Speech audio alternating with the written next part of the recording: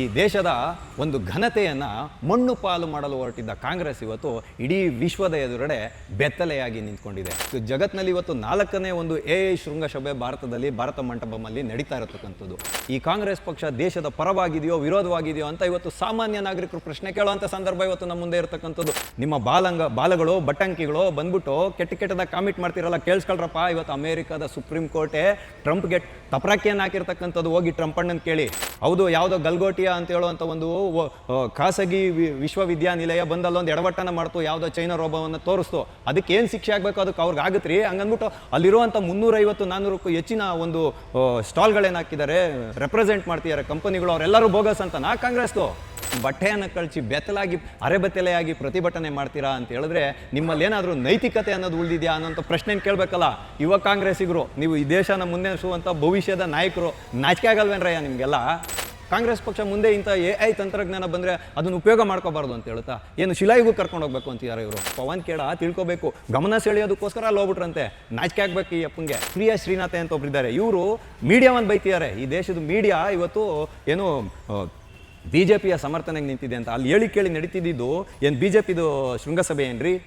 ಯಾವನೋ ಒಬ್ಬ ಕಾಮಿಟ್ ಆಗ್ತಾನೆ, ಏನಂತ ಆಗ್ತಾನೆ ಅಂದರೆ ಆಟೋ ಓಡಿಸಿ ದಿನದ ಗಂಜಿ ಹುಟ್ಟಿಸ್ಕೊಂಡು ತಿನ್ನು ಅಂತ ಹೇಳ್ತಾನೆ. ಹೌದಪ್ಪ, ನಾನು ದಿನದ ಗಂಜಿ ಹುಟ್ಟಿಸ್ಕೊಂಡು ತಿನ್ನೋನೆ, ಆದರೆ ಭಾರತ ಮಾತೆಯ ಸೇವೆ ಮಾಡಬೇಕು ಅಂತ ಪಣ ತೊಟ್ಟಿರುವಂಥ ಒಬ್ಬ ಸಾಮಾನ್ಯ ಆಟೋ ಚಾಲಕ ನಾನು. Congress party is became topless, brainless and shameless. Gandhiji ಅವರು ಏನು ಹೇಳಿದರು ಅಂತ ಹೇಳಿದ್ರೆ, ದೇಶ ಸ್ವತಂತ್ರ ಆಗೋದ್ಮೇಲೆ ಕಾಂಗ್ರೆಸ್ ಪಕ್ಷಕ್ಕೆ ಯಾವುದೇ ಕೆಲಸ ಇಲ್ಲ, ಹಂಗಾಗಿ ಕಾಂಗ್ರೆಸ್ ಪಕ್ಷವನ್ನು ಬರ್ಖಾಸ್ತು ಮಾಡಬೇಕು, ಕಾಂಗ್ರೆಸ್ ಪಕ್ಷನ ಇಲ್ದಂಗೆ ಮಾಡಬೇಕು, ಕಾಂಗ್ರೆಸ್ ಪಕ್ಷನ ಡಿಸ್ಮ್ಯಾಂಟಲ್ ಮಾಡಬೇಕು ಅಂತ ಹೇಳಿದರು. ನೀವು ಗಾಂಧಿವಾದಿಗಳೇ ನಿಜವಾಗ್ಲೂ ಆಗಿದ್ರೆ ಕಾಂಗ್ರೆಸ್ ಪಕ್ಷನ ನೀವು ಇವತ್ತೇ ವಿಸರ್ಜನೆ ಮಾಡಿರಿ. TV ವಿಕ್ರಮದ ಸಮಸ್ತ ವೀಕ್ಷಕರಿಗೆ ಆಟೋವಾಲಾ ಕಾರ್ಯಕ್ರಮಕ್ಕೆ ಆತ್ಮೀಯವಾದ ಸ್ವಾಗತ. ನಾನು ನಿಮ್ಮ ಜಯಂತ್ ಪಾಂಡೆ. ಸ್ನೇಹಿತರೆ, ಆಟೋವಾಲಾ ಕಾರ್ಯಕ್ರಮಕ್ಕೆ ನಾವಿಂದು ಆಯ್ದುಕೊಂಡಂತಹ ವಿಷಯ ಭಾರತ ಮಂಟಪದಲ್ಲಿ ಬೆತ್ತಲಾದ ಕಾಂಗ್ರೆಸ್ಸು. ಹೌದು ಸ್ನೇಹಿತರೆ, ಇದೊಂದು ರೋಚಕವಾದ ವಿಷಯ. ಈ ದೇಶದ ಒಂದು ಘನತೆಯನ್ನು ಮಣ್ಣು ಪಾಲು ಮಾಡಲು ಹೊರಟಿದ್ದ ಕಾಂಗ್ರೆಸ್ ಇವತ್ತು ಇಡೀ ವಿಶ್ವದ ಎದುರುಗಡೆ ಬೆತ್ತಲೆಯಾಗಿ ನಿಂತ್ಕೊಂಡಿದೆ. ಇದೇ ಕಾಂಗ್ರೆಸ್ಸಿನ ಮಾನಸಿಕತೆ ಅನ್ನೋದನ್ನು ಜಗಜ್ಜಾಗೀರು ಮಾಡಿಕೊಂಡು ತನ್ನ ಕಾಲ ಮೇಲೆ ತಾನೇ ಚಪ್ಪಡಿ ಕಲ್ಲನ್ನು ಹೇಳ್ಕೊಂಡಿದೆ. ಹೌದು, ಈ ಕಾಂಗ್ರೆಸ್ನ ಮನಸ್ಥಿತಿ ಎಷ್ಟು ಮಟ್ಟಿಗೆ ಅಧೋಗತಿಗೆ ಹೋಗಿದೆ ಅಂತ ಹೇಳಿದ್ರೆ, ಇವ್ರಿಗೆ ಯಾವುದು ವಿಷಯಗಳನ್ನು ಆಯ್ಕೆ ಮಾಡ್ಕೊಳ್ಳೋವಂಥ ಶಕ್ತಿನೂ ಕೂಡ ಕಳ್ಕೊಂಡಿದ್ದಾರೋ ಅಥವಾ ಈ ದೇಶದಲ್ಲಿ ಅರಾಜಕತೆಯನ್ನು ಸೃಷ್ಟಿ ಮಾಡೋದ್ರ ಮುಖಾಂತರ ನಾವು ಹೆಂಗಾದರೂ ಮಾಡಿ ಅಧಿಕಾರವನ್ನು ಪಡ್ಕೊಬೇಕು ಅಂತಿದ್ದಾರೋ ಅನ್ನೋಂಥ ವಿಷಯ ಇವತ್ತು ಸ್ಪಷ್ಟತೆಯೇ ಸಿಗ್ತಿಲ್ಲ. ಹಾಗಾಗಿ ಈ ಒಂದು ದ್ವಂದ್ವಕ್ಕೆ ಕಡಿವಾಣ ಹಾಕದೇ ಇದ್ದರೆ ಈ ದೇಶ ಮುಂದೆ ಬಹು ಗಂಭೀರವಾದ ಸಮಸ್ಯೆಯನ್ನು ಎದುರಿಸಬೇಕಾಗುತ್ತೆ ಅನ್ನೋದು ಇಲ್ಲಿ ಬಹುಮಟ್ಟಿಗೆ ಗಮನಕ್ಕೆ ಬರ್ತಿದೆ. ಹಾಗಾಗಿ ಏನಾಯಿತು, ಕಾಂಗ್ರೆಸ್ ಅವರು ಯಾಕೆ ಒಂದು ಬೆತ್ತಲೆಯಾಗಿ ನಿಂತಿದ್ದಾರೆ ಇವತ್ತು ಜಗತ್ತಿನ ಮುಂದೆ ಅನ್ನೋ ವಿಷಯನ ನಾವು ತಿಳಿಯೋಣ. ನೋಡಿ, ಕಳೆದ ಸೋಮವಾರದಿಂದ ಈ ವಾರ ಪೂರ್ತಿ ಈ AI ಸಮಿಟ್ ನಡೀತಾ ಇತ್ತು. ಅಂದರೆ AI ಆರ್ಟಿಫಿಷಿಯಲ್ ಇಂಟೆಲಿಜೆನ್ಸ್ ಅಂತ ಏನು ಕರೀತಾರೆ, ಇದನ್ನು ಕೃತಿಕ ಬುದ್ಧಿಮತ್ತೆ ಅಂತ ಕರೀತಾರೆ. ಅಂದರೆ ಮನುಷ್ಯನ ಕಂಪ್ಯೂಟರ್ಗಳು ಇವತ್ತೇನು ಮಾಡ್ತಿದೆಯೋ ಅದ್ರ ಎಲ್ಲ ಮಾಹಿತಿಯನ್ನು ಉನ್ನತೀಕರಣ ಮಾಡೋದು ಅಂತ ನಾವು ತಿಳ್ಕೊಳ್ಳೋಣ. ಯಾವುದೇ ಒಂದು ವಿಷಯಕ್ಕೆ ಸಂಬಂಧಪಟ್ಟಂಥ ಸಮಗ್ರ ಮಾಹಿತಿ ಒಂದೆಡೆ ಬರುವಂಥದ್ದು ಮತ್ತು ಹಲವಾರು ಕ್ಷೇತ್ರಗಳಲ್ಲಿ ಸಾಕಷ್ಟು ಸುಧಾರಣೆಗಳನ್ನು ತರೋದಕ್ಕೆ AI ಇವತ್ತು ಜಗತ್ತಿನ ಗಮನವನ್ನು ಸೆಳೆದಿದೆ. ಅದಿನ್ನೂ ಶಿಶು ಅವಸ್ಥೆಯಲ್ಲಿ ಇರ್ಬೋದು, ಆದರೆ ಅದರ ಪರಿಣಾಮಗಳು, ಸವಾಲುಗಳನ್ನು ಎಲ್ಲ ದೇಶವು ಎದುರಿಸಬೇಕಾಗಿರತಕ್ಕಂಥದ್ದು ಅತ್ಯಂತ ಅನಿವಾರ್ಯ ಸಂದರ್ಭದಲ್ಲಿ ಇವತ್ತು ನಾವಿದ್ದೀವಿ. ಈ AI ಕುರಿತು ಜಗತ್ತು ಎಷ್ಟು ತಲೆ ಕೆಡಿಸ್ಕೊಂಡಿತ್ತೋ ಗೊತ್ತಿಲ್ಲ, ಆದರೆ ಭಾರತ ತಲೆ ಕೆಡಿಸ್ಕೊಂಡಿತ್ತು. ಯಾಕೆ ಅಂತ ಹೇಳಿದ್ರೆ, ಇಲ್ಲಿರ್ತಕ್ಕಂಥದ್ದು ಒಬ್ಬ ಅಪ್ಪಟ ದೇಶ ಪ್ರೇಮಿ ಮತ್ತು ಸಮರ್ಥ ಪ್ರಧಾನಿ ಇರೋದ್ರಿಂದ ಸವಾಲುಗಳಿಗೆ ನಾವು ತೆರೆದುಕೊಂಡಾಗ ಮಾತ್ರ ನಾವು ಯಶಸ್ಸನ್ನು ಸಾಧಿಸ್ಬೋದು ಅನ್ನೋವಂಥ ಧ್ಯೇಯ ಮಂತ್ರ ನಮ್ಮ ಪ್ರಧಾನಮಂತ್ರಿಗಳದು. ಅದಕ್ಕೋಸ್ಕರ ಇವತ್ತು ಕೆಲವೇ ದೇಶಗಳು AI ಬಗ್ಗೆ ಪ್ರಯತ್ನವನ್ನು ಮಾಡ್ತಿದ್ದಾವೆ. ಜಗತ್ತಿನಲ್ಲಿ ಇವತ್ತು 4ನೇ ಒಂದು AI ಶೃಂಗಸಭೆ ಭಾರತದಲ್ಲಿ ಭಾರತ ಮಂಟಪದಲ್ಲಿ ನಡೀತಾ ಇರತಕ್ಕಂಥದ್ದು. ಆದರೆ ಹೇಳಿ ಕಾಂಗ್ರೆಸ್ ಇದೆಯಲ್ಲ, ಕಾಂಗ್ರೆಸ್ಗೆ ವಿರೋಧ ಮಾಡೋಕ್ಕೆ ಬೇರೆ ಯಾವುದೇ ವಿಷಯಗಳಿಲ್ವಲ್ಲ, ಅವರ ದ್ವಂದ್ವ ಭರಿತವಾದ ಹೇಳಿಕೆಗಳನ್ನು ಹೇಳ್ಕೊಳ್ಳೋದು ಮತ್ತು ಅಪಪ್ರಚಾರವನ್ನು ಮಾಡೋದು, ಅದ್ರ ಮುಖಾಂತರನೇ ತಾನೇ ತನ್ನ ರಾಜಕೀಯ ಬೇಳೆಯನ್ನು ಬಯಸ್ಕೊಳ್ತಾ ಇರ್ತಕ್ಕಂಥದ್ದು. ಹೇಳಿ ರಾಹುಲ್ ಗಾಂಧಿ ಅವ್ರಿಗೆ ಬೇರೆ ಯಾವ ವಿಷಯನೂ ಇರಲ್ಲ. ಇಂಥ ವಿವಾದಗಳನ್ನು ಸೃಷ್ಟಿ ಮಾಡೋದ್ರ ಮುಖಾಂತರನೇ ಅವರು ತಮ್ಮ ಒಂದು ಪ್ರಚಾರವನ್ನು ಗಿಟ್ಟಿಸ್ಕೊಳ್ತಾ ಇರ್ತಕ್ಕಂಥದ್ದು ಅನ್ನೋದು ಇಲ್ಲಿ ಮೇಲ್ನೋಟಕ್ಕೆ ಕಂಡು ಬರ್ತಿದೆ. ಆದರೆ ನೋಡಿ ಈಗೇನಾಗಿದೆ ಅಂತ ಹೇಳಿದ್ರೆ ಎಐನ ಒಂದು ಶೃಂಗಸಭೆ ನಡೀತಿತ್ತು. ಅಲ್ಲಿ ಬಿಲಿಯನ್ ಅಂದರೆ ಬಿಲಿಯನ್ಸ್ ಟುಗೆದರ್ ಅಂತ ಹೇಳ್ತಾರೆ ಇಂಗ್ಲೀಷಲ್ಲಿ. ಅಂದರೆ ಕೋಟ್ಯಾಂತರ ಡಾಲರ್ಗಳ ಒಂದು ವಹಿವಾಟುಗಳಿಗೆ ಒಪ್ಪಂದಗಳಿಗೆ ಸಹಿ ಆಗ್ತಿದೆ. ಜಗತ್ತಿನ ದಿಗ್ಗಜ ಟೆಕ್ ಕಂಪನಿಗಳು ಅಂದರೆ ಇವಾಗ ಗೂಗಲ್ ಇರ್ಬೋದು, ಇನ್ಫೋಸಿಸ್ ಇರ್ಬೋದು, ಸಾಕಷ್ಟು ದಿಗ್ಗಜ ಕಂಪನಿಗಳು ಇವತ್ತು ಒಪ್ಪಂದಗಳನ್ನು ಮಾಡ್ಕೊಳ್ತಿದೆ ಭಾರತ ಸರ್ಕಾರದ ಜೊತೆಯಲ್ಲಿ. ಭಾರತ ಕೂಡ ಎಐನ ಸವಾಲಿಗೆ ಸಮರ್ಥವಾಗಿ ಉತ್ತರ ಕೊಡಬಲ್ಲದು ಅನ್ನೋ ಒಂದೇ ಕಾರಣಕ್ಕೋಸ್ಕರ ಈ ಎಐ ಶೃಂಗಸಭೆಯನ್ನು ಮಾಡಿರ್ತಕ್ಕಂಥದ್ದು. ಅಂದರೆ ನಮ್ಮಲ್ಲಿ ಕೌಶಲ್ಯ ಇದ್ದಾಗ ಅದನ್ನು ಸುಮ್ಮನೆ ಇಟ್ಕೊಂಡ್ರೆ ಸಾಲಲ್ಲ, ನಾವು ಅದನ್ನು ಜಗತ್ತಿನ ಮುಂದೆ ತೋರಿಸ್ಬೇಕು. ನಾವು ಇಂತಿಂಥದನ್ನು ಮಾಡುವಂಥ ಸಾಮರ್ಥ್ಯ ನಮ್ಮಲ್ಲಿದೆ ಅನ್ನೋದನ್ನು ತೋರಿಸ್ಬೇಕು. ಈಗ ಅಲ್ಲಿ ಬಂದಿರತಕ್ಕಂಥ 100 ದೇಶಕ್ಕೂ ಹೆಚ್ಚಿನ ಒಂದು ಡೆಲಿಗೇಟ್ಸ್ಗಳು ಬಂದಿದ್ದಾರೆ. ಹಲವಾರು ದೇಶಗಳ ಟೆಕ್ ಕಂಪನಿಗಳು ಬಂದಿದ್ದಾವೆ. 45 ದೇಶಕ್ಕಿಂತ ಹೆಚ್ಚಿನ ರಾಜಕೀಯ ನಾಯಕರು ಬಂದಿದ್ದಾರೆ.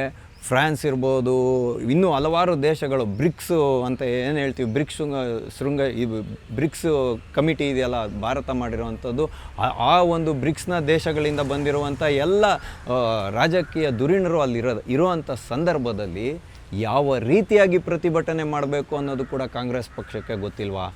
ಈ ಕಾಂಗ್ರೆಸ್ ಪಕ್ಷ ದೇಶದ ಪರವಾಗಿದೆಯೋ ವಿರೋಧವಾಗಿದೆಯೋ ಅಂತ ಇವತ್ತು ಸಾಮಾನ್ಯ ನಾಗರಿಕರು ಪ್ರಶ್ನೆ ಕೇಳುವಂಥ ಸಂದರ್ಭ ಇವತ್ತು ನಮ್ಮ ಮುಂದೆ ಇರತಕ್ಕಂಥದ್ದು. ಹೌದು ಸ್ನೇಹಿತರೆ, ನಮ್ಮ ಒಳಗಡೆ ಯಾವುದೇ ವಿಧವಾದಂಥ ಗೊಂದಲಗಳಿರಲಿ, ಯಾವುದೇ ವಿಧವಾದಂಥ ಭೇದಗಳಿರಲಿ, ಆದರೆ ದೇಶದ ವಿಷಯ ಬಂದಾಗ ನಾವೆಲ್ಲರೂ ಸಮರ್ಥವಾಗಿ ನಿಂತ್ಕೊಬೇಕು, ದೇಶವನ್ನು ಸಮರ್ಥನೆ ಮಾಡಬೇಕು ಅನ್ನುವಂಥ ಯೋಗ್ಯತೆ ಇಲ್ಲದೆ ಇರುವಂಥ ಒಂದು ರಾಜಕೀಯ ಪಕ್ಷವನ್ನು ಈ ದೇಶ ಹೇಗೆ ನಂಬೋದು ಅನ್ನುವಂಥ ಬಹುಮುಖ್ಯವಾದ ಪ್ರಶ್ನೆ ಇವತ್ತು ಎದುರಾಗಿರ್ತಕ್ಕಂಥದ್ದು. ಇವರ ವಿಚಾರಧಾರೆ ಏನು? ಮೋದಿಯವರು ರಾಜಿ ಮಾಡ್ಕೊಂಡಿದ್ದಾರೆ ಟ್ರಂಪ್ ಅವ್ರ ಜೊತೆಯಲ್ಲಿ, ಅದ್ರ ಮುಖಾಂತರ ವ್ಯಾಪಾರಿ ಒಪ್ಪಂದವನ್ನು ಮಾಡ್ಕೊಂಡಿದ್ದಾರೆ ಅಂತ ಹೇಳ್ತೀಯಾರಲ್ಲ ರಾಹುಲ್ ಗಾಂಧಿ ಅವರು ಮತ್ತು ಕಾಂಗ್ರೆಸ್ ಪಾರ್ಟಿ. ಬಹುಮುಖ್ಯವಾಗಿ ಇವತ್ತು ಆ ಕಾಂಗ್ರೆಸ್ ಪಾರ್ಟಿಗೆ ತನ್ನ ಮುಂದೆ ತಾನೇ ಪ್ರಶ್ನೆ ಇಟ್ಕೊಬೇಕು, ತನ್ನ ಆತ್ಮಸಾಕ್ಷಿಯ ಮುಂದೆ ಅವರೇ ಪ್ರಶ್ನೆ ಇಟ್ಕೊಬೇಕು ಅನ್ನುವಂಥ ಸಂದರ್ಭ ಕೂಡ ಎದುರಾಗಿದೆ. ಯಾಕೆ ನಾನು ಈ ವಿಷಯ ಹೇಳ್ತಾ ಇದ್ದೀನಿ ಅಂತ ಹೇಳಿದ್ರೆ, ನೆನೆಗುದಿಗೆ ಬಿದ್ದಿತ್ತಲ್ಲ ಅಮೇರಿಕ ಮತ್ತು ಭಾರತದ ಒಂದು ವಾಣಿಜ್ಯ ಒಪ್ಪಂದ. ಅದಕ್ಕೆ ಟ್ರಂಪ್ ಅವ್ರು ಏನು ಮಾಡಿದ್ರು, ಅಮೇರಿಕಾ ಫಸ್ಟ್ ಅನ್ನೋವಂಥ ಪಾಲಿಸಿ ಮುಖಾಂತರ ಬೇಕಾಬಿಟ್ಟಿಯಾಗಿ ಎಲ್ಲ ದೇಶಗಳ ಮೇಲೆ ತೆರಿಗೆಯನ್ನು ಏರಿದ್ರು. ಅದ್ರ ಮುಖಾಂತರ $133 ಬಿಲಿಯನ್, ಅಂದರೆ ಶತಕೋಟಿ ಅಂತ ಇಟ್ಕೊಳ್ಳಿ, $133 ಬಿಲಿಯನ್ ಅಷ್ಟು ತೆರಿಗೆಯನ್ನು ಸಂಗ್ರಹ ಮಾಡೋರು ಒತ್ತಾಯಪೂರ್ವಕವಾಗಿ. ಅಂದರೆ ಅವ್ರಿಗಿರುವಂತಹ ಒಂದು ತುರ್ತು ಅಧಿಕಾರದ ಮುಖಾಂತರ ಇದನ್ನು ಹೇರಿದರು. ಇದನ್ನು ಅಲ್ಲಿನ ಸುಪ್ರೀಂ ಕೋರ್ಟೇ ಟ್ರಂಪ್ನ ಮುಖಕ್ಕೆ ಸರಿಯಾಗಿ ಬಾರಿಸುವ ರೀತಿಯಲ್ಲಿ ಉತ್ತರ ಹೇಳಿದೆ. ಈ ರೀತಿಯಾಗಿ ತೆರಿಗೆಯನ್ನು ವಿಶ್ವದ ಮೇಲೆ ಏರಿರ್ತಕ್ಕಂಥದ್ದು ಅತ್ಯಂತ ಕೆಟ್ಟ ಪದ್ಧತಿ, ಇದಕ್ಕೆ ನಿಮಗೆ ಅಧಿಕಾರನೇ ಇಲ್ಲ. ಅಲ್ಲಿನ ಸಂವಿಧಾನದಲ್ಲಿ ಅನುಮತಿಯನ್ನು ಪಡ್ಕೊಳ್ಳೋದನ್ನು ಬಿಟ್ಟು ವೈಯಕ್ತಿಕವಾಗಿ ಈ ರೀತಿಯಾಗಿ ತೆರಿಗೆಯನ್ನು ಹೇರುವಂತಹ ಯಾವುದೇ ಅಧಿಕಾರ ಟ್ರಂಪ್ ಅವ್ರಿಗಿಲ್ಲ ಅಂತ ಹೇಳ್ತಾ ಇರೋವಾಗ ನೀವು ಮೋದಿಯವರು ಹೇಗೆ ರಾಜಿ ಮಾಡ್ಕೊಂಡಿದ್ದೀರಾ ಅನ್ನುವಂಥ ಪ್ರಶ್ನೆಯನ್ನು ನಾನು ಇವತ್ತು ಕಾಂಗ್ರೆಸ್ ಪಾರ್ಟಿ ಮುಂದೆ ಹೇಳ್ತಾ ಇದ್ದೀನಿ ರೀ. ಸಾಮಾನ್ಯ ಒಬ್ಬ ಆಟೋ ಚಾಲಕಾಗಿ ನನಗೆ ಗೊತ್ತಾಗ್ತಿದೆ, ನಿಮ್ಮ ಬಾಲಗಳು ಬಟ್ಟಂಕಿಗಳು ಬಂದ್ಬಿಟ್ಟು ಕೆಟ್ಟದಾಗಿ ಕಾಮಿಟ್ ಮಾಡ್ತಿರಲ್ಲ, ಕೇಳಿಸ್ಕೊಳ್ರಪ್ಪ. ಇವತ್ತು ಅಮೇರಿಕಾದ ಸುಪ್ರೀಂ ಕೋರ್ಟೇ ಟ್ರಂಪ್ಗೆ ತಪರಾಕಿಯನ್ನು ಹಾಕಿರ್ತಕ್ಕಂಥದ್ದು. ಹೋಗಿ ಟ್ರಂಪ್ ಅಣ್ಣನ ಕೇಳಿ, ನೀವಿವತ್ತು ಏನು ಮಾಡ್ತಾಯಿದ್ದೀರಾ ದೇಶದಲ್ಲಿ. ಇವತ್ತು ಜೆನ್ಜಿಗಳು ಅಂತ ಹೇಳ್ಕೊಂಡು ಕೆಲವರು ಹೋಗಿದ್ದೀರಲ್ಲ, ನರಸಿಂಹ ಯಾದವ್ ಮತ್ತು ಅವನ ತಂಡ ಇವತ್ತು ಬಂಧನ ಆಗಿದ್ದಾರೆ. ಕೆಲವರು ತಪ್ಪಿಸ್ಕೊಂಡು ಓಡಾಗಿದ್ದಾರೆ. ಡೆಲ್ಲಿ ಪೊಲೀಸರು ನೀವು ಯಾವ ಬಿಲ್ದಲ್ಲಿ ಬಿಟ್ಟಿದ್ರು ಎಳ್ಕೊಂಬರ್ತಾರೆ, ಬಾಲ ಹಿಡಿದು ಎಳ್ಕೊಂಬಂದು ಒಳಗಡೆ ಹಾಕಿ ಕಾನೂನನ್ನು ಸುಪರ್ದಿಗೆ ಒಪ್ಪಿಸ್ತಾರೆ ಅನ್ನೋದನ್ನ ನೆನ್ಪಿಟ್ಕೊಳ್ಳಿ ಕಾಂಗ್ರೆಸ್ಸಿಗರೇ. ಯುವ ನಾಯಕರಾದವರು ಇವತ್ತು ಕಾಂಗ್ರೆಸ್ನ ಯುವ ನಾಯಕರು, ನೀವು ಯಾವ ವಿಧವಾದಂಥ ಸಂದೇಶವನ್ನು ದೇಶದ ಮುಂದೆ ಕೊಡ್ತಿದ್ದೀರಾ ಅಂದರೆ ಎಐ ಶೃಂಗಸಭೆ ಏನಿದೆಯಲ್ಲ, ಇವತ್ತು ಜಗತ್ತಿನ ಮುಂದೆ ಭಾರತದ ಸಾಮರ್ಥ್ಯವನ್ನು, ನಮ್ಮ ಹತ್ರ ಸಂಪೂರ್ಣವಾಗಿ ಸಮರ್ಥರು ಅಂತೇನು ಹೇಳ್ತಿಲ್ಲ, ನಮ್ಮ ಹತ್ರ ಇರುವಂಥ ಇಷ್ಟೋ ಒಂದು ಸಮರ್ಥತೆಯನ್ನು ನಾವು ಎಐನ ಎದುರಿಸಬಲ್ವಿ ಅನ್ನುವಂಥ ಸಮರ್ಥತೆಯನ್ನು ನಾವಿವತ್ತು ಜಗತ್ತಿನ ಮುಂದೆ ತೋರಿಸ್ತಿದ್ದೀವಿ ರೀ. ಅದು ಇಂದಿನ ಅವಶ್ಯಕತೆ ಇರ್ಬೋದು. ನಡೆಯುವಂತಹ ಮಗು ಎಡವುದೇ ಬೀಳದೆ ಇರುತ್ತೇನ್ರಿ. ಹೌದು, ಯಾವುದೋ ಗಲ್ಗೋಟಿಯಾ ಅಂತ ಹೇಳುವಂಥ ಒಂದು ಖಾಸಗಿ ವಿಶ್ವವಿದ್ಯಾನಿಲಯ ಬಂದಲ್ಲೊಂದು ಎಡವಟ್ಟನ್ನು ಮಾಡ್ತು, ಯಾವುದೋ ಚೈನಾ ರೋಬೋವನ್ನು ತೋರಿಸ್ತು. ಅದಕ್ಕೇನು ಶಿಕ್ಷೆ ಆಗಬೇಕು ಅದಕ್ಕೆ ಅವ್ರಿಗೆ ಆಗುತ್ತೆ ರೀ. ಹಂಗಂದ್ಬಿಟ್ಟು ಅಲ್ಲಿರುವಂಥ 350-400ಕ್ಕೂ ಹೆಚ್ಚಿನ ಒಂದು ಸ್ಟಾಲ್ಗಳೇನು ಹಾಕಿದ್ದಾರೆ, ರೆಪ್ರೆಸೆಂಟ್ ಮಾಡ್ತಿದ್ದಾರೆ ಕಂಪನಿಗಳು, ಅವರೆಲ್ಲರೂ ಬೋಗಸ್ ಅಂತನಾ ಕಾಂಗ್ರೆಸ್ದು ಇರ್ತಕ್ಕಂಥದ್ದು ವಿಷಯ? ಈ ರೀತಿಯಾದ ಪ್ರಶ್ನೆ ಎತ್ತೀರಾ? ನಾಚಿಕೆ ಆಗಲ್ವಾ ನಿಮಗೆಲ್ಲ? ಹಾಗಾಗಿನೇ ಇವತ್ತು ಕಾಂಗ್ರೆಸ್ ಪಕ್ಷಕ್ಕೆ ನಾಚಿಕೆ, ಮಾನ, ಮರ್ಯಾದೆ, ಈ ಪ್ರಶ್ನೆ ನಾನು ಪದೇ ಒತ್ತಿ ಹೇಳ್ತಿದ್ದೀನಿ. ಯಾಕೆ ಅಂತ ಹೇಳಿದ್ರೆ, ದೇಶನ ಸುಭಿಕ್ಷ ಮಾಡಬೇಕಾಗಿರುವಂತಹ, ದೇಶದ ಒಂದು ಭದ್ರತೆಗೆ, ಭವಿಷ್ಯಕ್ಕೆ ಕಟುವಾದ ನಿರ್ಣಯಗಳನ್ನು ತಗೊಳ್ಳೋವಂಥ ಸಮಯದಲ್ಲಿ ಕಾಂಗ್ರೆಸ್ ಪಾರ್ಟಿ ಯಾವಾಗಲೂ ಏನು ಮಾಡುತ್ತೆ ಅಂತ ಹೇಳಿದ್ರೆ ಇದೇ ರೀತಿಯಾದ ನಡವಳಿಕೆಯನ್ನು ತೋರಿಸ್ಕೊಂಡು ಬರ್ತಾ ಇರ್ತಕ್ಕಂಥದ್ದು.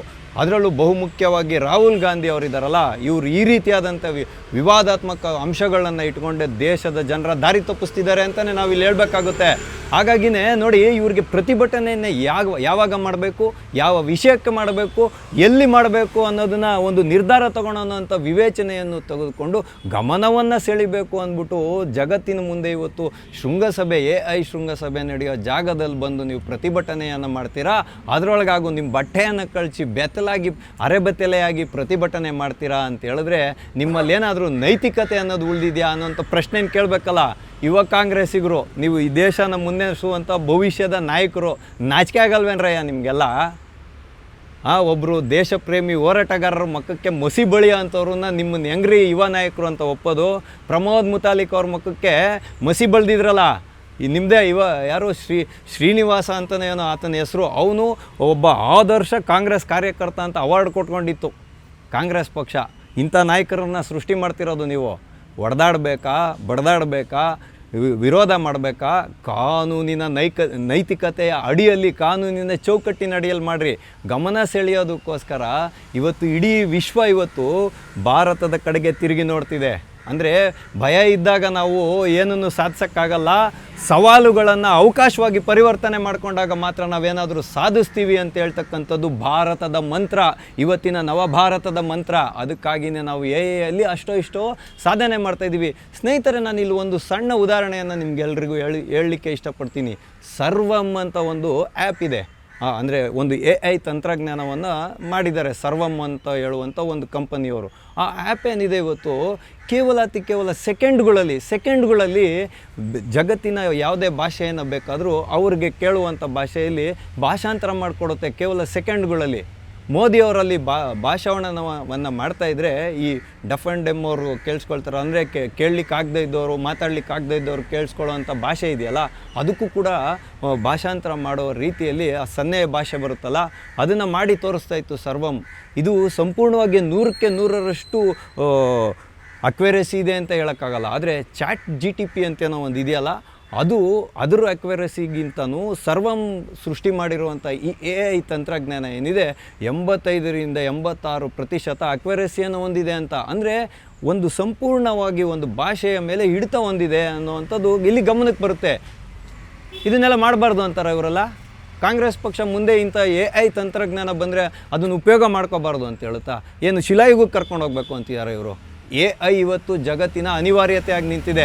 ಅದು ಒಳ್ಳೆಯದು ಪರಿಣಾಮವನ್ನು ಜಗತ್ತಿನ ಮೇಲೆ ಬೀರುತ್ತೋ ಕೆಟ್ಟದನ್ನು ಬೀರುತ್ತೋ ಗೊತ್ತಿಲ್ಲ, ಆದರೆ ಅದನ್ನು ಉಪಯೋಗ ಮಾಡ್ಕೊಳೋದ್ರಲ್ಲಿ ನಾವು ಕೂಡ ಸಮರ್ಥರಿದ್ದೀವಿ ಅನ್ನೋದನ್ನು ತಿಳ್ಕೊಳ್ಬೇಕು.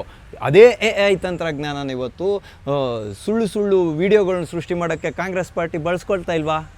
ಅದರಲ್ಲಿ ನಿಮಗೆ ಉಪಯೋಗಕ್ಕೆ ಬರ್ತಿದೆಯಲ್ಲ. ಆದರೆ ಸರ್ಕಾರಿ ನಿಯಮಗಳ ಪ್ರಕಾರ ಏನಿದೆ ಅನ್ನೋದನ್ನು ನಾವೆಲ್ಲರೂ ಸೂಕ್ಷ್ಮವಾಗಿ ತಿಳ್ಕೊಬೇಕು. ಯಾವುದೇ ಒಂದು ಫೋಟೋನಾಗಲಿ, ದೃಶ್ಯಾವಳಿ ಅಂದರೆ ವಿಡಿಯೋನಾಗಲಿ ನಾವೆಲ್ಲಾದರೂ AI ಜನ್ರೇಟ್ ಮಾಡಿ ಅಪ್ಡೇಟ್ ಮಾಡಿದರೆ AIನ ಕೃಪೆ ಅಂತ ಹಾಕಬೇಕು.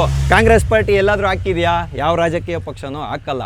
ಹಾಗಾಗಿ ಈಗ ಪವನ್ ಖೇಡಾ ಅಂತಿದ್ದಾನಲ್ಲ ಈತ, ಇವ್ರನ್ನೆಲ್ಲಿಂದ ಕರ್ಕೊಂಬಂದ್ರೋ ಗೊತ್ತಿಲ್ಲ. ಇವ್ರು ಏನು ಹೇಳ್ತಿರೋದು, ಜನಾಬ್ आप ही बता दीजिए कहाँ ಪ್ರೊಟೆಸ್ಟ್ करना है, हमको जगह बता दीजिए ಅಂತ ಕೇಳ್ತಾರೆ ಈ ಮನುಷ್ಯ. ಅಲ್ಲ ರೀ, ನಿಮ್ಮದೇ ಕಾಂಗ್ರೆಸ್ ಪಕ್ಷ ಇದೆಯಲ್ಲ ಇವತ್ತು ಕರ್ನಾಟಕದಲ್ಲಿ ಯಾರಾದರೂ ಜನರು ಧ್ವನಿಯನ್ನು ಎತ್ತಬೇಕು ಅಂತ ಹೇಳಿದ್ರೆ ಎಲ್ಲೂ ಪ್ರತಿಭಟನೆ ಮಾಡೋಕ್ಕೆ ಅವಕಾಶ ಕೊಡಲ್ಲ.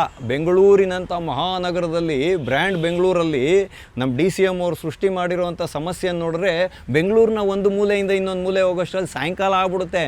ಅಂಥದ್ರಲ್ಲಿ ಒಬ್ಬರು ವ್ಯಕ್ತಿ ಆಗಲಿ, ಒಂದು ಸಂಘಟನೆ ಆಗಲಿ, ಒಂದು ಪಕ್ಷ ಆಗಲಿ ತನ್ನ ಒಂದು ಸಂದೇಶವನ್ನು ಸರ್ಕಾರಕ್ಕೆ ರವಾನೆ ಮಾಡಬೇಕು ಅಂದರೆ ಫ್ರೀಡಮ್ ಪಾರ್ಕಲ್ಲೇ ಪ್ರತಿಭಟನೆ ಮಾಡಬೇಕು ಅಂತ ತಾಕೀತು ಮಾಡೋಂತಲ್ಲ ನಿಮ್ಮದು ಕರ್ನಾಟಕ ರಾಜ್ಯ ಸರ್ಕಾರ. ಹಂಗೇನೆ ದೆಹಲಿ ಸರ್ಕಾರ ಕೂಡ ಒಂದು ನಿಯಮವನ್ನು ಮಾಡಿದೆ. ಅದು ಏನಂದರೆ ರಾಮಲೀಲಾ ಮೈದಾನ, ಜಂತರ್ ಮಂತರ್ನಲ್ಲೇ ಪ್ರತಿಭಟನೆ ಮಾಡಬೇಕು ಅಂತ. ನಿಮ್ಮ ಥರ ಸಂಸತ್ನ ಮಕರದ್ವಾರದಲ್ಲಿ ನಿಂತ್ಕೊಂಡು ಬೇಕಾಬಿಟ್ಟಿಯಾಗಿ ಅನುಮತಿ ಇಲ್ಲದೆ ಪ್ರತಿಭಟನೆ ಮಾಡಿ ಅಂತ ಹೇಳಿಲ್ಲ. ಹಾಗಾಗಿ ಪವನ್ ಖೇಡಾ ತಿಳ್ಕೊಬೇಕು. ಗಮನ ಸೆಳೆಯೋದಕ್ಕೋಸ್ಕರ ಅಲ್ಲಿ ಹೋಗ್ಬಿಟ್ರಂತೆ. ನಾಚಿಕೆ ಆಗಬೇಕು ಈ ಅಪ್ಪಂಗೆ. ಇವರು ಅಧಿಕಾರದ ಲಾಲಸೆಗೋಸ್ಕರ ಈ ರೀತಿಯಾಗೆಲ್ಲ ಮಾಡ್ತಿದ್ದಾರೆ ಅನ್ನೋದು ಇದರಲ್ಲಿ ಗಮನಕ್ಕೆ ಬರ್ತಿರೋದು. ಸುಪ್ರಿಯಾ ಶ್ರೀನಾಥೆ ಅಂತ ಒಬ್ಬರಿದ್ದಾರೆ, ಇವರು ಮೀಡಿಯಾವನ್ನು ಬೈತಿದ್ದಾರೆ. ಈ ದೇಶದ ಮೀಡಿಯಾ ಇವತ್ತು ಏನು ಬಿ ಜೆ ಪಿಯ ಸಮರ್ಥನೆಗೆ ನಿಂತಿದೆ ಅಂತ. ಅಲ್ಲಿ ಹೇಳಿ ಕೇಳಿ ನಡೀತಿದ್ದು ಏನು ಬಿ ಜೆ ಪಿದು ಶೃಂಗಸಭೆ ಏನ್ರಿ? ಶೃಂಗಸಭೆನ ಬಿ ಜೆ ಪಿ ಶೃಂಗಸಭೆನ ಅಲ್ಲಿ ನಡೀತಾ ಇದ್ದಿದ್ದು. ಅಲ್ಲಿ ನಡೀತಿದ್ದು ಯಾವುದು? ಭಾರತನ ಇಡೀ ವಿಶ್ವದ ಮುಂದೆ ನಾವು ಎ ತಂತ್ರಜ್ಞಾನದಲ್ಲಿ ಕ್ಷಮತೆಯನ್ನು ಹೊಂದಿದ್ದೀವಿ ಅನ್ನೋದನ್ನು ತೋರಿಸೋದಕ್ಕೋಸ್ಕರ ನಡೀತಿದ್ದಿದ್ದು. ಇವತ್ತು ಹಲವಾರು ಕಂಪ್ನಿಗಳು, ಗೂಗಲ್ ಇವತ್ತು ಏನು ಹೇಳ್ತಿದೆ ಅಂತ ಹೇಳಿದ್ರೆ, AI ತಂತ್ರಜ್ಞಾನಕ್ಕೆ ಆಧರಿಸಿದಂತೆ ಎಷ್ಟು 10 ಲಕ್ಷ ಕೋಟಿಗಳ ಒಂದು ಹೂಡಿಕೆಯನ್ನು ನಾವು ಮಾಡ್ತೀವಿ ಅಂತ ಹೇಳಿದ್ರೆ ಇದು ಸರಿಯಾ ತಪ್ಪು ಅನ್ನೋದು ನೀವೇ ಹೇಳಿ. ರಿಲಯನ್ಸ್ ಇರ್ಬೋದು, ಅದಾನಿ ಕಂಪನಿ ಇರ್ಬೋದು, ನಾವು ಕೂಡ AI ತಂತ್ರಜ್ಞಾನದಲ್ಲಿ ಇದು ಹೂಡಿಕೆಯನ್ನು ಮಾಡ್ತೀವಿ ಅಂತೆಲ್ಲ ಇವತ್ತು ಹೇಳ್ತೀಯಾರಲ್ಲ. ಅದರಲ್ಲಿ ಅಷ್ಟೋ ಇಷ್ಟ ಆದರೆ ದೇಶದ ಯುವಕರಿಗೆ ಕೆಲಸ ಸಿಗುತ್ತಾ ಇಲ್ವ ನೀವೇ ಹೇಳಿ. ಮತ್ತು ಪ್ಯಾಕ್ಸಿಲಿಕಾ ಅಂತ ಒಂದು ಇದಿದೆ. ಅಂದರೆ ಇವತ್ತು ಈ ಸೆಮಿಕಂಡಕ್ಟರ್ಸು ಅಂದರೆ ಈ ತಂತ್ರಜ್ಞಾನಕ್ಕೆ ಸಂಬಂಧಪಟ್ಟಂಗೆ ಕೆಲವು ರೇರ್ ಅರ್ತ್ ಮೆಟೀರಿಯಲ್ಸ್ ಅಂತ ಹೇಳ್ತೀವಿ, ಸಿಗದೇ ಇರೋವಂಥ ದುರ್ಲಭ ಖನಿಜಗಳ ಮೇಲೆ ಚೀನಾ ಸಂಪೂರ್ಣವಾದ ಹಿಡಿತ ಹೊಂದಿದೆ. ಅದಕ್ಕೆ ಈ ಪ್ಯಾಕ್ಸಿಲಿಕಾ ಅಂತ ಒಂದು ವೇದಿಕೆಯನ್ನು ಸೃಷ್ಟಿ ಮಾಡಿದೆ ಅಮೇರಿಕಾ. ನಿನ್ನೆ ಅದಕ್ಕೂ ಕೂಡ ಭಾರತ ಸಹಿಯನ್ನು ಹಾಕಿದೆ. ಇದೆಲ್ಲ ಒತ್ತಾಯಪೂರ್ವಕವಾಗಿ ಯಾವುದೇ ಸಹಿಯನ್ನು ಭಾರತ ಮಾಡಿಲ್ಲ. ಯಾಕೆಂದರೆ ಚೀನಾದ ಮೇಲೆ ಒಂದು ಅವಲಂಬನೆಯನ್ನು ಪ್ರಪಂಚದಾದ್ಯಂತ ತಂತ್ರಜ್ಞಾನದಲ್ಲಿ ಕಡಿಮೆ ಮಾಡಬೇಕು ಮತ್ತು ಸೆಮಿಕಂಡಕ್ಟರ್ಗಳಲ್ಲಿ ಎಲ್ಲರೂ ಒಂದು ಸ್ವಾವಲಂಬನೆಯನ್ನು ಸಾಧಿಸಬೇಕು ಅನ್ನೋ ದೃಷ್ಟಿಯಿಂದ ಈ ಪ್ಯಾಕ್ಸಿಲಿಕಾ ಅಂತ ಹೇಳುವಂಥ ಒಂದು ವೇದಿಕೆಯನ್ನು ಸೃಷ್ಟಿ ಮಾಡಿರೋದು. ಅದರಲ್ಲಿ ಇವತ್ತು ಭಾರತ ಕೂಡ ತನ್ನ ಸದಸ್ಯತ್ವವನ್ನು ಸಾಬೀತುಪಡಿಸ್ಕೊಂಡಿದೆ ರೀ. ಇದೆಲ್ಲ ಕಾಂಗ್ರೆಸ್ ಪಕ್ಷಕ್ಕೆ ಕಾಣಿಸೋದಿಲ್ವಾ? ಇವತ್ತು ದೇಶದ ನಾಯಕತ್ವ ಯಾವ ರೀತಿಯಾಗಿದೆ ಅನ್ನೋದಕ್ಕೆ ನಾವು ಇಲ್ಲೊಂದು ಸಣ್ಣ ಉದಾಹರಣೆಯನ್ನು ನೋಡೋಣ. ಸ್ನೇಹಿತರೆ, ಮೊದಲೆಲ್ಲ ನಮ್ಮ ದೇಶದ ಪರಿಸ್ಥಿತಿ ಏನಿತ್ತು ಅಂತ ಹೇಳಿದ್ರೆ, ನಾವು ಹೋಗಿ ದೊಂಬಾಲು ಬೀಳಬೇಕಾಗಿತ್ತು. ಬನ್ನಿ ಭಾರತದಲ್ಲಿ ಇನ್ವೆಸ್ಟ್ ಮಾಡಿ, ಬನ್ನಿ ಭಾರತದಲ್ಲಿ ಇನ್ವೆಸ್ಟ್ ಮಾಡಿ ಅಂತ. ಸರ್ಕಾರಿ ಸ್ವಾಮ್ಯದ ಕಾರ್ಖಾನೆಗಳೇನಿತ್ತು, ಬಿಳಿ ಆನೆಯನ್ನು ಸಾಕ್ದಂಗೆ ಆಗ್ತಿತ್ತು ಸರ್ಕಾರಕ್ಕೆ. ಆದರೆ ಇವತ್ತು ಭಾರತದ ನಾಯಕತ್ವ ಯಾವ ರೀತಿಯಾಗಿದೆ ಅಂತ ಹೇಳಿದ್ರೆ, ಭಾರತದಲ್ಲಿ ಕೌಶಲ್ಯ ಆಧಾರಿತವಾದ ಉದ್ಯೋಗಿಗಳು ನಿಮಗೆ ಸಿಗ್ತಾರೆ, ಕೌಶಲ್ಯ ಭರಿತವಾದಂಥ ಯುವಕರು ಸಿಗ್ತಾರೆ. ಅವರು ನಿಮಗೆ ಯಾವ ವಿಧವಾದ ತಂತ್ರಜ್ಞಾನವನ್ನು ಬೇಕಾದರೂ ಸೃಷ್ಟಿಸಿಕೊಡಬಲ್ಲರು ಅನ್ನುವಂಥ ಸ್ಪಷ್ಟವಾದ ಸಂದೇಶವನ್ನು ಜಗತ್ತಿನ ವೇದಿಕೆಯಲ್ಲಿ ಇವತ್ತು ಭಾರತ ಇಟ್ಟಿದೆ. ಅದಕ್ಕೆ ಕಾರಣೀಭೂತವಾಗಿರ್ತಕ್ಕಂಥದ್ದು ಈ ದೇಶಕ್ಕೆ ಸಿಕ್ಕಿರುವಂತಹ ಸಮರ್ಥವಾದ ನಾಯಕತ್ವ. ಮತ್ತು ಇವತ್ತು ದೇಶದ ನಾಯಕತ್ವ ಇರ್ಬೋದು, ಭಾರತದ ವಿದೇಶಾಂಗ ಇಲಾಖೆ ಇರ್ಬೋದು, ಜಗತ್ತಿನ ಮುಂದೆ ಯಾವ ವಿಧವಾದಂಥ ಒಂದು ವಿಷಯವನ್ನು ಇಟ್ಟಿದೆ ಅಂತೇಳಿದರೆ, ಜಗತ್ತಿನ ವೇದಿಕೆಯಲ್ಲಿ ಬನ್ನಿ ಭಾರತದಲ್ಲಿ ಹೂಡಿಕೆಯನ್ನು ಮಾಡಿ, ನಾವು ನಿಮಗೆ ಸ್ಪಷ್ಟವಾದ ವೇದಿಕೆಯನ್ನು ಕೊಡ್ತೀವಿ. ನಿಮ್ಮ ಒಂದು ಕಾರ್ಖಾನೆಗಳನ್ನು ಸ್ಥಾಪಿಸಲಿಕ್ಕಿರ್ಬೋದು ಅಥವಾ ನಿಮ್ಮ ವ್ಯಾಪಾರಗಳಿಗಿರ್ಬೋದು, ಸರಳೀಕೃತವಾದಂತಹ ಒಂದು ಕಾರ್ಯವೈಖರಿಯನ್ನು ನಾವು ತೋರಿಸ್ತೀವಿ. ತನ್ಮುಖಾಂತರ ನೀವು ಅವಕಾಶಗಳ ಲಾಭವನ್ನು ಪಡೆದು ಭಾರತದಲ್ಲಿ ಹೂಡಿಕೆ ಮಾಡಿ ಅಂತ ಭಾರತ ಇವತ್ತು ಗಳಿಸಿರುವಂತಹ ವಿಶ್ವಾಸಾರ್ಹತೆ ಜಗತ್ತಿನ ವೇದಿಕೆಯಲ್ಲಿ ಇದು. ಹಾಗಾಗಿ ಇವತ್ತು ಜಗತ್ತಿನ ಮುಂದೆ ಭಾರತ ಇಂಥ ಹೂಡಿಕೆಯ ಅವಕಾಶವನ್ನು ಕೊಟ್ಟಾಗ ನೂರಾರು ದೇಶಗಳು ಬಂದು ಇಲ್ಲಿ ಭಾಗವಹಿಸ್ತಿದ್ದಾವೆ. ಅದಕ್ಕೆ ಶೃಂಗಸಭೆಯು ಕೂಡ ಹೊರತಾಗಿಲ್ಲ ಅನ್ನೋದನ್ನು ಕಾಂಗ್ರೆಸ್ಗಿರಲ್ಲಿ ಮನಗಾಣಬೇಕು. ನಿಮ್ಮ ಕಾಲದ ಘಟ್ಟದಲ್ಲಿ ಈ ರೀತಿಯಾದ ಯಾವುದೇ ಒಂದು ನಾವು ನೋಡಲೇ ಇಲ್ವಲ್ಲ, ನೋಡೋಕ್ಕೆ ಅವಕಾಶನೇ ಕೊಡಲಿಲ್ವಲ್ಲ. ಬರೀ ದೇಶ ತುಂಬ ಕೋಮು ದಂಗೆಗಳು, ಅಲ್ಲಿ ನೋಡ್ರೆ ಅತ್ಯಾಚಾರಗಳು, ಬಡಿದಾಟಗಳು, ಇಂಥವೇ ನೋಡ್ತಿದ್ದಿದ್ದು ಈ ದೇಶ. ಆದರೆ ಇವತ್ತು ಒಂದು ಸ್ವಲ್ಪ ಬೆಳವಣಿಗೆ ಕಾಣ್ತಿದೆ. ಆದರೆ ಇದನ್ನು ನೋಡಿ ನಿಮ್ಮ ಮನಸ್ಸಿಗೆ ಯಾಕೆ ಬೆಂಕಿ ಇಟ್ಟಂಗಾಗುತ್ತೆ ಅನ್ನೋಂಥ ಪ್ರಶ್ನೆ ನಾವು ಕೇಳಬಾರ್ದು? ನೀವೇ ಹೇಳಿ. ಇವ್ರು ಇವತ್ತು ಯಾವುದು ಅಮೇರಿಕಾದ ವಾಣಿಜ್ಯ ಒಪ್ಪಂದಕ್ಕೂ AI ತಂತ್ರಜ್ಞಾನದ್ದು ಶೃಂಗಸಭೆಗೂ ಏನ್ರೀ ಸಂಬಂಧ? ಇಮಾಮ್ ಸಾಬಿಗೂ ಗೋಕುಲಾಷ್ಟಮಿಗೂ ಇದ್ದಂಗೆ ಸಂಬಂಧನ ಕಲ್ಪಿಸಿ ಕಾಂಗ್ರೆಸ್ ಪಾರ್ಟಿ ಇವತ್ತು ದ್ವಂದ್ವನ ಮೆರಿತಿರೋದು. ಪವನ್ ಖೇರ ಏನು ಹೇಳ್ತಿದ್ದಾರೆ ಅಂತ ಹೇಳಿದ್ರೆ, 2010ನೇ ಇಸ್ವಿಲಿ ಕಾಮನ್ವೆಲ್ತ್ ಗೇಮ್ಸ್ ನಡೀತಿತ್ತಲ್ಲ, ಆವಾಗ ನೀವು ದೇಶದ ಮರ್ಯಾದಿನ ಹರಾಜಾಕಿಲ್ವಾ ಅಂತ ಕೇಳ್ತಿದ್ದಾರೆ. ಅಲ್ಲ ರೀ, ಕಾಮನ್ವೆಲ್ತ್ ಗೇಮ್ಸ್ ಎಲ್ಲಿ ನಡೀತಿತ್ತು ಆ ಜಾಗದಲ್ಲಿ ಬಂದು ಏನಾದರೂ BJP ಅವ್ರು ಪ್ರತಿಭಟನೆ ಏನು ಮಾಡಿದ್ರಾ? ದೇಶದಾದ್ಯಂತ ಪ್ರತಿಭಟನೆ ಮಾಡಿರ್ಬೋದಾಗಿತ್ತು, ಮಾಡಿದ್ರು.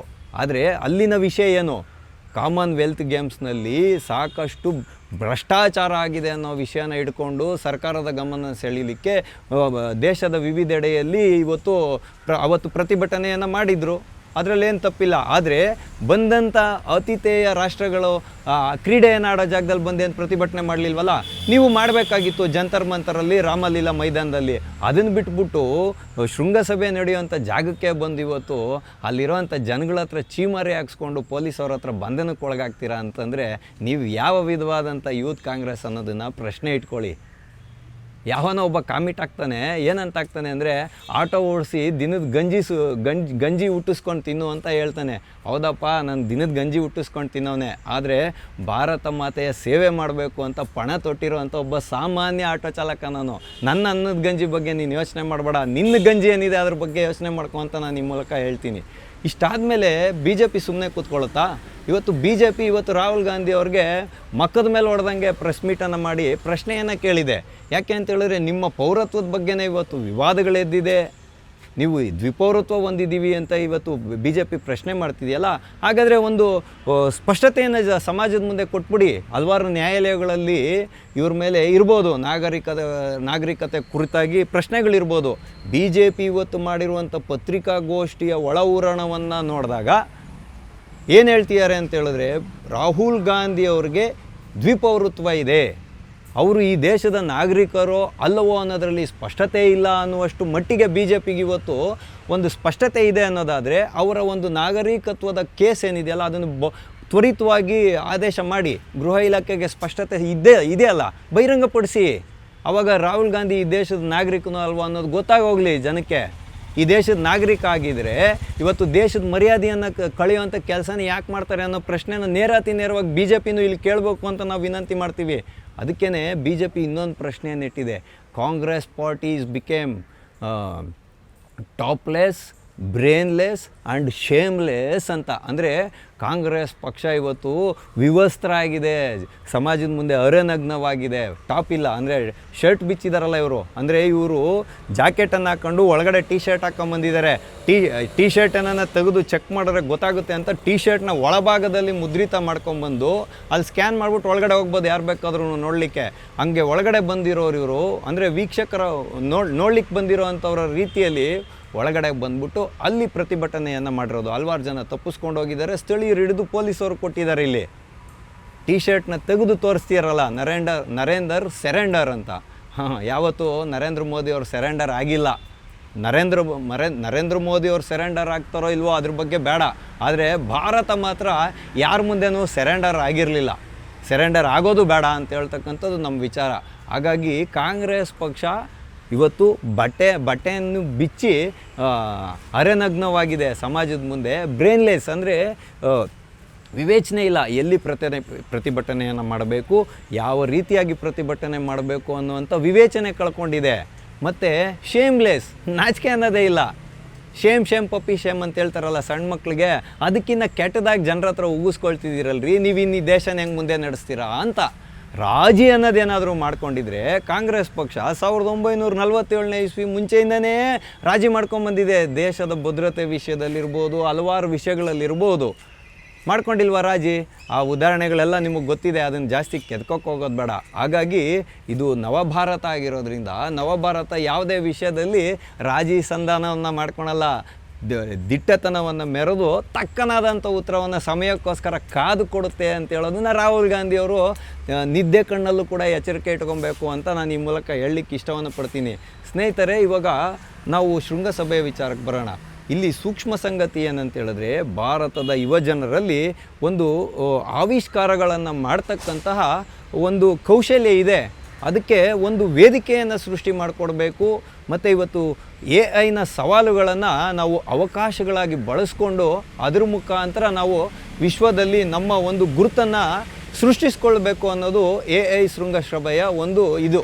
ಅಂದರೆ ಸರ್ವಜನ ಹಿತಾಯ ಸರ್ವಜನ ಸುಖಾಯ ಅನ್ನೋದು ಇದರ ಒಂದು ಮಂತ್ರ. ಅಂದರೆ ಎಲ್ರಿಗೂ ಒಳ್ಳೆಯದಾಗಬೇಕು, ಎಲ್ರಿಗೂ ಉಪಯೋಗಕ್ಕೆ ಬರಬೇಕು ಅಂತ ಹೇಳ್ತಕ್ಕಂಥದ್ದು AI ತಂತ್ರಜ್ಞಾನ ಆಧಾರಿತವಾಗಿ ಭಾರತ ಮಾಡಬೇಕಂತ.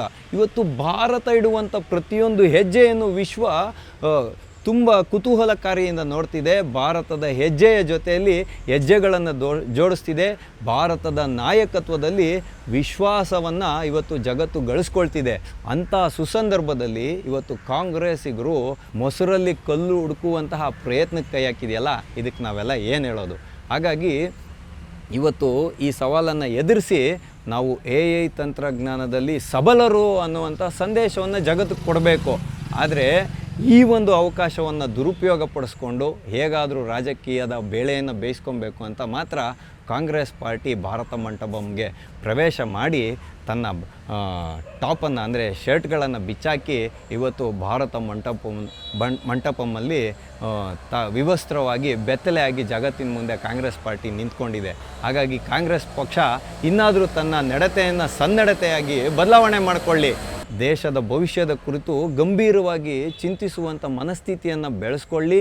ತನ್ನ ಆತ್ಮಸಾಕ್ಷಿಯ ಮುಂದೆ ತಾನೇ ಒಂದು ಪ್ರಶ್ನೆಯನ್ನು ಇಟ್ಕೊಳ್ಳಿ ಅಂತ ನಾವು ಈ ಮೂಲಕ ವಿನಂತಿಯನ್ನು ಮಾಡ್ಬೋದು ಅಷ್ಟೇ. ಆದರೆ ಕಾಂಗ್ರೆಸ್ ಪಾರ್ಟಿ ಇವಾಗ ಅದನ್ನು ಸಮರ್ಥನೆ ಮಾಡ್ಕೊಳ್ತಾ ಏನು ಹೇಳ್ತಿದೆ ಅಂತೇಳಿದ್ರೆ, ನಾವು ಗಾಂಧೀಜಿ ಮತ್ತು ಭಗತ್ ಸಿಂಗ್ ಅವರು ನಡೆದಂಥ ದಾರಿಯಲ್ಲಿ ನಡೀತಿದ್ದೀವಿ ಅಂತ. ಅದೇ ಕಾಂಗ್ರೆಸ್ಸಿಗರು ಇಲ್ಲಿ ಭಾಳ ಸೂಕ್ಷ್ಮವಾದ ಒಂದು ವಿಷಯವನ್ನು ಮರ್ತೋಗಿದ್ದಾರೆ. ಗಾಂಧೀಜಿ ಅವರು ಏನು ಹೇಳಿದರು ಅಂತೇಳಿದ್ರೆ, ದೇಶ ಸ್ವತಂತ್ರ ಆಗೋದ್ಮೇಲೆ ಕಾಂಗ್ರೆಸ್ ಪಕ್ಷಕ್ಕೆ ಯಾವುದೇ ಕೆಲಸ ಇಲ್ಲ, ಹಂಗಾಗಿ ಕಾಂಗ್ರೆಸ್ ಪಕ್ಷವನ್ನು ಬರ್ಖಾಸ್ತು ಮಾಡಬೇಕು, ಕಾಂಗ್ರೆಸ್ ಪಕ್ಷನ ಇಲ್ದಂಗೆ ಮಾಡಬೇಕು, ಕಾಂಗ್ರೆಸ್ ಪಕ್ಷನ ಡಿಸ್ಮ್ಯಾಂಟಲ್ ಮಾಡಬೇಕು ಅಂತೇಳಿದರು. ನೀವು ಗಾಂಧಿವಾದಿಗಳೇ ನಿಜವಾಗ್ಲೂ ಆಗಿದ್ದರೆ ಕಾಂಗ್ರೆಸ್ ಪಕ್ಷನ ನೀವು ಇವತ್ತೇ ವಿಸರ್ಜನೆ ಮಾಡಿರಿ. ಭಗತ್ ಸಿಂಗ್ ಏನು ಹೇಳಿದರು ಅಂದರೆ, ನಾನು ಹದಿಹರೆಯದ ಯುವಕನಾದರೂ ಕೂಡ ಇನ್ಕಲಾಬ್ ಜಿಂದಾಬಾದ್ ಅಂತ ಹೇಳಿ ನಗುತ್ತಾ ನೇಣಿನ ಗಂಬಕ್ಕೆ ಏರಿದಂಥ ಮಹಾನ್ ವ್ಯಕ್ತಿ, ಮಹಾನ್ ಕ್ರಾಂತಿಕಾರಿ ಭಗತ್ ಸಿಂಗು. ಹಂಗಾಗಿ ಇವತ್ತು ದೇಶದ ಒಂದು ಭದ್ರತೆಗೋಸ್ಕರ, ದೇಶದ ಸುಭಿಕ್ಷತೆಗೋಸ್ಕರ, ದೇಶದ ಭವಿಷ್ಯಕ್ಕೋಸ್ಕರ ಪ್ರಾಣ ಕೊಡೋವಂಥ ಭಗತ್ ಸಿಂಗ್ಗಳು ಕಾಂಗ್ರೆಸ್ಸಿಗರಲ್ಲಿ ಎಷ್ಟು ಜನ ಇದ್ದೀರಾ ಅಂತ ಕೇಳುವಂಥ ಕುತೂಹಲ ನನಗೆ. ತೋರಿಸಿ, ನಿಮ್ಮ ಹೆಸರುಗಳನ್ನ ಬಯಲ್ಪಡಿಸ್ರಿ. ಇದಲ್ವಾ ಗಾಂಧೀಜಿಯವರು ಮತ್ತು ಭಗತ್ ಸಿಂಗ್ ಅವರು ಹೇಳಿದ್ದು.